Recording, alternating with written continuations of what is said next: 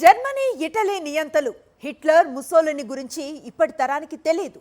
వాళ్ళిద్దరి పాలన ఎలా ఉండేదో నేటి తరానికి ఏపీలో చంద్రబాబు పాలన తెలియచేస్తోంది. నిరంతరం నీతులు సుద్దులు చెప్పే చంద్రబాబు 2 జెడ్పీటీసీలో గెలుపు కోసం అడ్డమైన పనులు చేశారు. పోలీసుల్ని, ఎలక్షన్ కమిషన్ను తన జేబు సంస్థలుగా మార్చుకున్నారు. పచ్చారాచకం అంటే ఎలా ఉంటుందో రాష్ట్ర ప్రజలకు అర్థమయ్యేలా చేశారు. అందుకే ఈ ఎన్నిక రద్దు చేసి కేంద్ర బలగాల మధ్య రీపోలింగ్ జరపాలని కడప ఎంపీ అవినాష్ రెడ్డి డిమాండ్ చేశారు.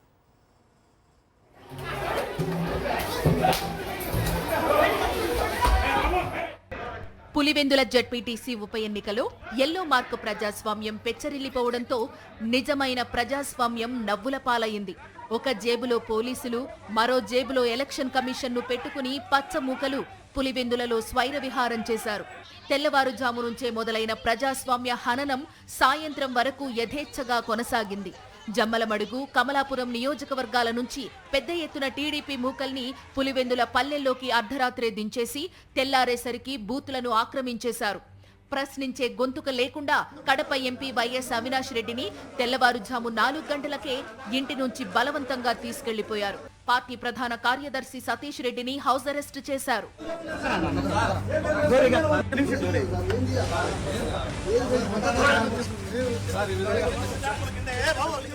గ్రామాల్లో వైఎస్ఆర్సీపీ నాయకులను బైండోవర్ కేసులు, తప్పుడు కేసులతో బయటకు రానివ్వకుండా చేసి ఎన్నికను ఏకపక్షం చేసుకునేందుకు భారీ కుట్రకు తెరలేపారు. పులివెందుల మండలంలోని 15 పోలింగ్ బూత్లను టీడీపీ మూకలు ఆక్రమించేసుకున్నాయి. పొరుగు మండలాలు, నియోజకవర్గాల నుంచి వచ్చిన పచ్చ చొక్కాల బ్యాచ్తో ఓట్లను రిగ్గింగ్ చేసుకున్నారు. ఉదయం 11 గంటల సమయానికే 45% ఓట్లు నమోదయ్యాయంటే రిగ్గింగ్ ఏ స్థాయిలో జరిగిందో అర్థం చేసుకోవచ్చు. వైఎస్ఆర్సీపీ అభ్యర్థి హేమంత్ రెడ్డితో పాటు వైఎస్ఆర్సీపీ ఏజెంట్లను, ఇండిపెండెంట్ అభ్యర్థుల ఏజెంట్లను సైతం పోలింగ్ బూత్లలోకి రానివ్వకుండా అడ్డుకున్నారు.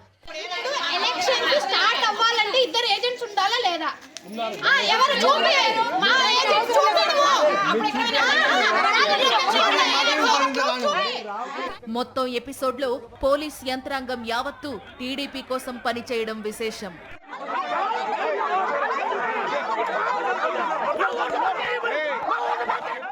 ఇంత చెత్త, ఘోరమైన ఎన్నికలు ఎప్పుడూ చూడలేదన్నారు MP YS Avinash Reddy.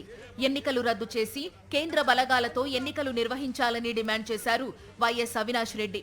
TDP, పోలీసులు కుమ్మక్కై కుట్రలు చేశారని మండిపడ్డారు. టీడీపీ నేతలు, మంత్రులు దౌర్జన్యం చేస్తుంటే పోలీసులు ప్రేక్షక పాత్ర పోషించారని మండిపడ్డారు. ఎన్నికల కమిషన్ రీపోలింగ్ కు ముందుకు రాకపోతే న్యాయ పోరాటం చేస్తామని ప్రకటించారు ఎంపీ అవినాష్ రెడ్డి. ఎన్నికల కమిషన్ అడుగుతా ఉన్నాం, ఇప్పటికైనా మొద్దు నిద్ర లేవండి, ఎన్నికలను బర్తరఫ్ చేయండి, రీపోల్, బైపోల్ కండక్ట్ చేయండి. కేంద్ర బలగాలతో, మీ పోలీసులతో, ఈ రాష్ట్ర పోలీసులతో మళ్ళీ ఎన్నికలు కండక్ట్ చేస్తే అవి సజావుగా జరగవన్న నమ్మకం ప్రతి ఒక్కరిలో ఉంది. కేంద్ర బలగాలతో ఎన్నికలు జరపండి. ఉదయం నుంచి సాయంత్రం వరకు 10 గంటల వెబ్ కాస్టింగ్, పోలింగ్ కేంద్రాల బయట ఉన్న సీసీ కెమెరా ఫుటేజ్ రిలీజ్ చేయాలని అవినాష్ రెడ్డి డిమాండ్ చేశారు. వైఎస్ఆర్సీపీ అభ్యర్థికి సీసీ ఫుటేజ్ ఇవ్వాలని, అందులోని వేలాది మంది బయటి వ్యక్తులను గుర్తించి తెలియచేస్తామని చెప్పారు. పోలింగ్ యావత్తూ రిగ్గింగ్ జరిగిందని రుజువు చేస్తామని ఎన్నికల సంఘానికి సవాల్ విసిరారాయన. మీరు ఉదయం 7 నుంచి సాయంత్రం 6 వరకు, 5 వరకు అంటే 10 గంటల వెబ్ కాస్టింగ్ మీరు రిలీజ్ చేసి చూపిస్తే మేము వేలాదిగా దొంగ ఓట్లు మేము చూపిస్తామని చెప్పి కూడా తెలియజేస్తూ ఉన్నాం. కాబట్టి తప్పకుండా వెబ్ కాస్టింగ్ లోపల అండ్ బయట రికార్డ్ చేసిన ఫుటేజెస్ మొత్తం కూడా ట్రాన్స్పరెంట్గా నిలబడిన కంటెస్ట్ చేసిన అభ్యర్థులకు ఒక కాపీ ఇవ్వాల్సిందే. వైఎస్ఆర్ కాంగ్రెస్ పార్టీ అభ్యర్థి హేమంత్ రెడ్డికి ఒక కాపీ ఇస్తే ఆ కాపీని మేము తీసుకొని ఎన్ని దొంగ ఓట్లు పడినాయో పక్కాగా మేము విత్ ఫేస్ ఐడెంటిటీ నిర్ధారణ చేసి చూపిస్తాం. ఏ స్థాయిలో ఈ రిగ్గింగ్ జరిగింది, ఏ స్థాయిలో దొంగ ఓట్లు పడ్డాయనేది మేము రుజువు చూపిస్తాం. కూటమి ప్రభుత్వం, పోలీసులు కలిసి తమను ఓటు హక్కు వినియోగించుకోకుండా చేశారని మండిపడ్డారు పులివెందుల మండలం కనంపల్లి గ్రామస్తులు.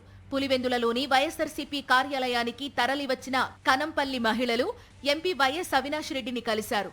కర్రలు, కత్తులతో పోలింగ్ కేంద్రాల వద్దకు వచ్చి మహిళా ఏజెంట్లను వెళ్లగొట్టారన్నారు.